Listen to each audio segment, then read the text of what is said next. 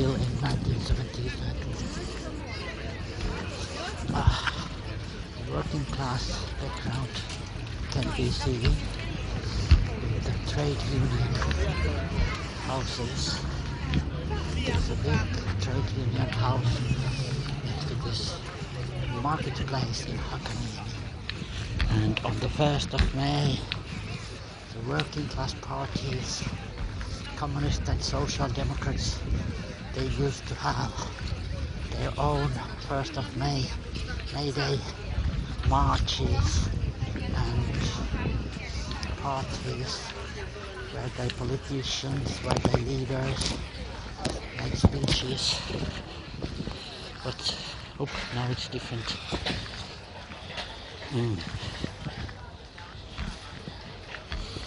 I forgot my camera on, nothing serious. Yeah, it's a sunny, warm day. I am suffering because of the sunlight. The sun is so low near the horizon that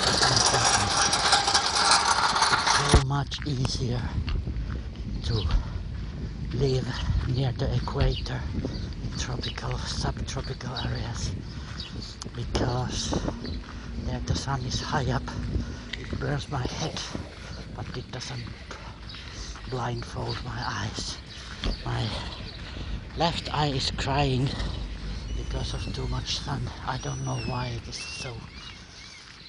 It's really painful and running water. That's why my voice doesn't sound so happy. But I keep trying. I was working in Hakaniemi, in this house, in the big house,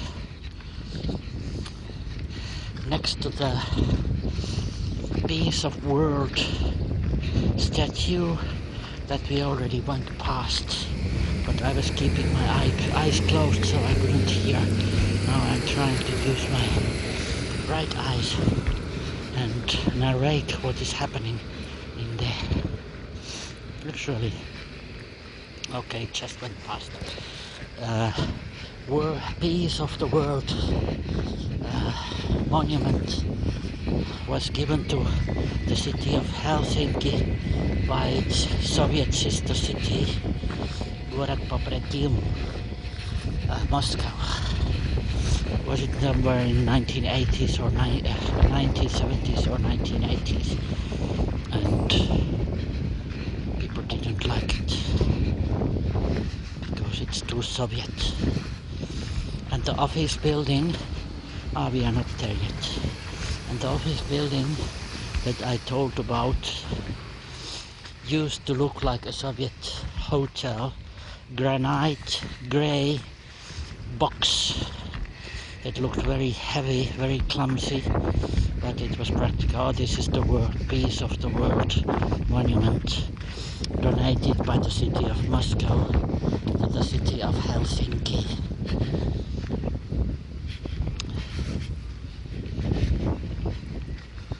It's by the bay of, I don't know what it's called, this bay. So it's near the sea, it's not the river. Yeah, but the building was renovated later on. So this is not the long bridge, but this is the water that separates the working class Helsinki from the higher class or bourgeois Helsinki. But here we are already near the market square of Helsinki, and the building that just left on the left, it's the presidential palace, president's office, not his residence. I think they don't, I'm not sure whether they live in that building. The current president, Mr. Sauli Niinistö, that just last week met Vladimir Putin in Helsinki, and Putin was telling censored, and his lovely wife that is a poet and animal rights person, maybe even some sort of vegetarian, I'm not sure.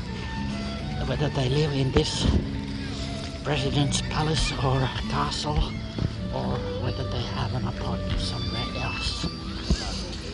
Yeah, it was the market square, full of tourists, and unfortunately they are selling so much meat and so much dead animals there, reindeer meat, reindeer fur, that I hate going there. I don't like going there. So, and this is the park called Esplanade Park in the very, very center of Helsinki. People are going there when it's a sunny, warm day, and they have sometimes concerts, different kind of program happening, events in there, not official events except on the stage, concert stage that we just saw. And now we go further towards the west in the city of Helsinki to Kamppi. There was that very nice barrel-like building. It's kind of chapel, like church for all religions. So, as far as I know, it lacks symbols of religions, but it is just there for praying. I don't know more details. And now we go to the shopping center Kamppi, and there was some kind of event. Oh, I had forgotten the camera on again. There's the church in the background. There was some sort of event where they were grilling sausage and meats. Yuck, I can still feel the smell in my nose. And there was a band playing. I don't know what was the event. So there people are lining up for the smelly, meaty rubbish. But on the other hand, you can get more vegan food.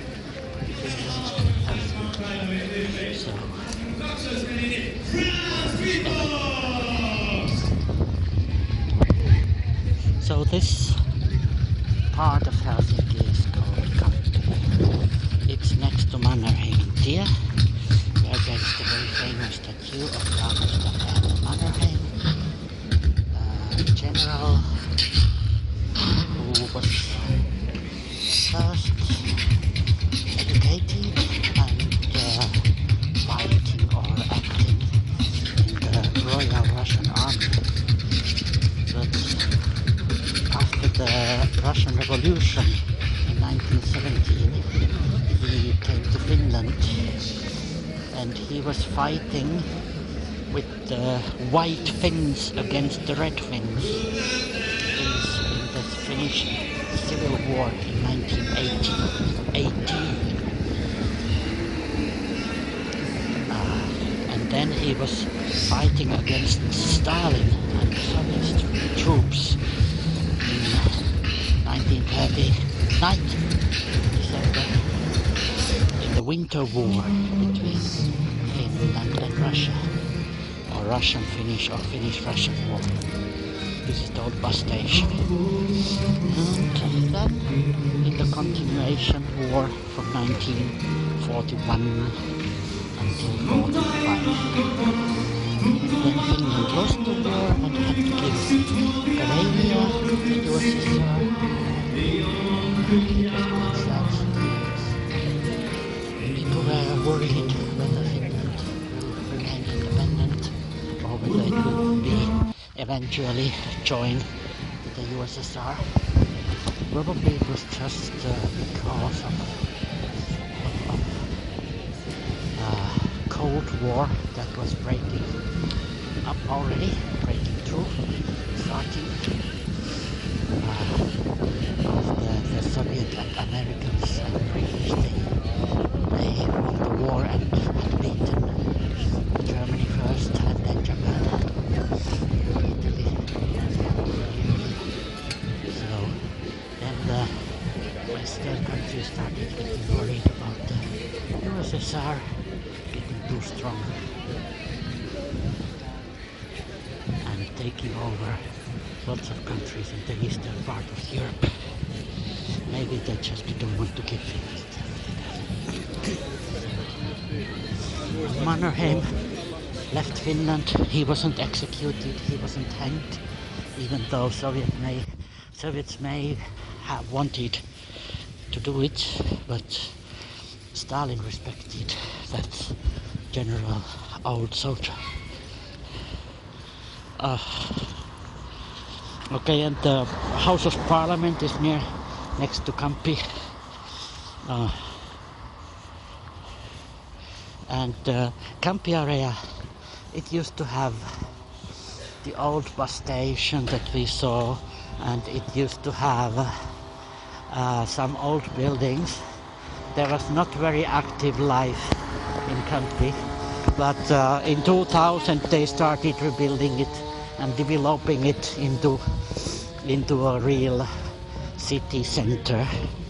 Same as they did to Kaisaniemi, that is also next to the central railway station, about 500 meters from this area.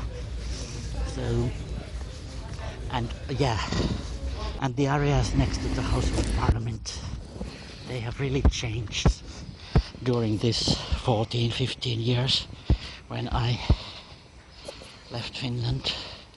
Oh, I hope I can flip this clip. Oh. Why it came so narrow?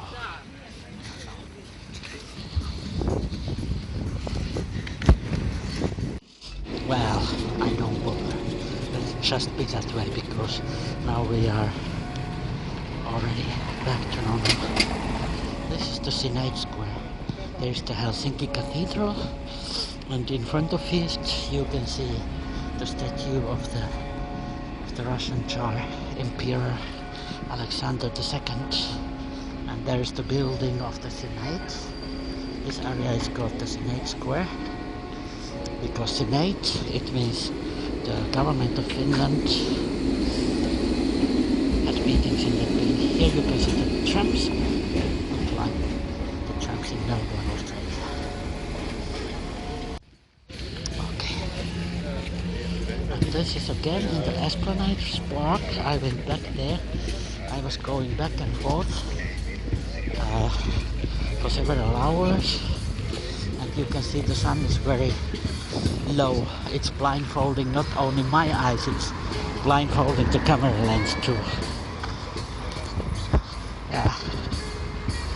Here near the North Pole, near the pole areas, the sun is always very close to the horizon, away from the middle spit sky.